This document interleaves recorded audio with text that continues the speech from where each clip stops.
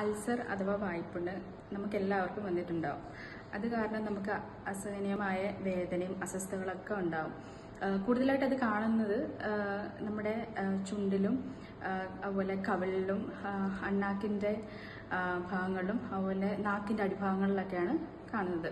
അത് നമ്മൾ എന്തൊക്കെ കൊണ്ട് ഇത് ഉണ്ടാകുന്നതെന്ന് നമുക്ക് നോക്കാം. ഒന്നുകിൽ നമ്മുടെ വൈറ്റമിൻ ഡെഫിഷ്യൻസി ഉണ്ടാവാം, അല്ലെങ്കിൽ എന്തെങ്കിലും അസിഡിക് ആയിട്ടുള്ള ഫുഡ് കഴിക്കുന്നതുകൊണ്ടോ, അല്ലെങ്കിൽ സ്ട്രെസ്സ് കൂടുന്നതുകൊണ്ട്, അതുപോലെ നമ്മുടെ പല്ല് സെറ്റൊക്കെ എന്തെങ്കിലും പൊട്ടിയിട്ടോ അതിൻ്റെ ഷാർപ്പ് എഡ്ജസ് ഒക്കെ ഉണ്ടാവും. നമ്മുടെ പല്ല് തന്നെ എന്തെങ്കിലും പൊട്ടിയിട്ടാണെങ്കിലും അതിൻ്റെ ഷാർപ്പ് എഡ്ജസ് കൊണ്ടും ഇതുണ്ടാവും. ഇത് നമുക്ക് എങ്ങനെ തടയാമെന്ന് നോക്കാം. ചെറു ചൂടുവെള്ളത്തിൽ ഉപ്പിട്ടിട്ട് കവിൾ കൊള്ളുക. അതുപോലെ ഡോക്ടർ നിർദ്ദേശിക്കുന്ന ഓയിൻമെൻറ്റ് വായിൽ പുരട്ടുക. ഇപ്പം പല്ല് സെറ്റ് കാരണമോ അല്ലെങ്കിൽ നമ്മുടെ പല്ല് ഒടിഞ്ഞിട്ടോ വല്ലതും ഷാർപ്പായിട്ടുള്ള എഡ്ജസ് വല്ലതും ഉണ്ടെങ്കിൽ അത് എത്രയും വേഗം തന്നെ ഡോക്ടറിനെ സമീപിച്ച് അത് ട്രിം ചെയ്യുകയാണെങ്കിൽ ട്രിം ചെയ്യുക. ഡോക്ടർ എന്താണ് നിർദ്ദേശിക്കുന്നത് അതുപോലെ ചെയ്യുക.